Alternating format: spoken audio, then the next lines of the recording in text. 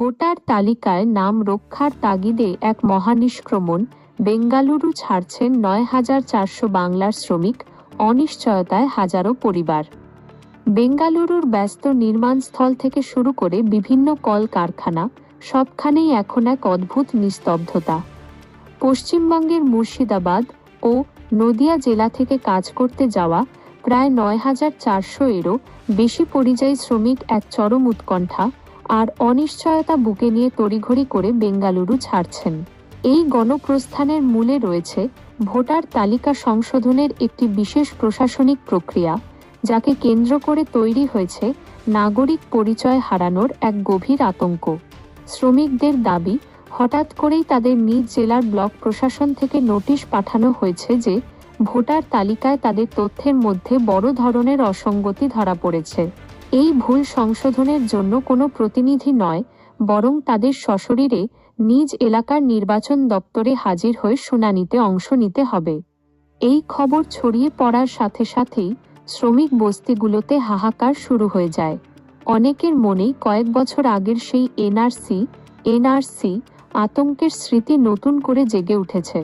শ্রমিকদের আশঙ্কা, যদি তারা নির্দিষ্ট সময়ের মধ্যে এলাকায় পৌঁছে নিজেদের পরিচয় এবং নথিপত্র যাচাই না করান, তবে হয়তো চিরতরে তাদের নাম ভোটার তালিকা থেকে মুছে ফেলা হবে।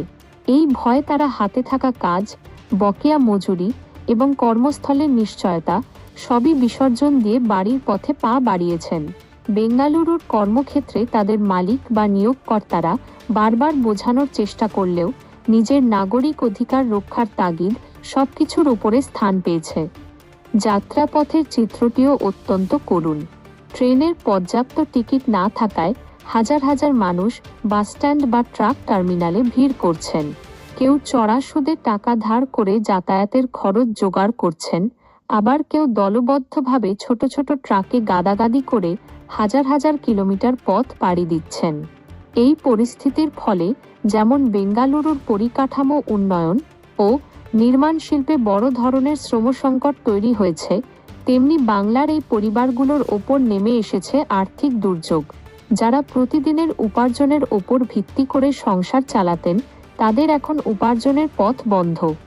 বাড়ি ফেরার পর কত দ্রুত এই প্রশাসনিক জটিলতা কাটবে এবং তারা আবার কবে কাজে ফিরতে পারবেন, সেই প্রশ্নের কোনো স্পষ্ট উত্তর কারো কাছে নেই। ফলে একদিকে ভোটার তালিকায় নাম রক্ষা করার লড়াই আর অন্যদিকে পেটের ক্ষুধা, এই দুইয়ের জাঁতাকলে পিষ্ট হচ্ছেন বাংলার কয়েক হাজার সাধারণ পরিযায়ী শ্রমিক।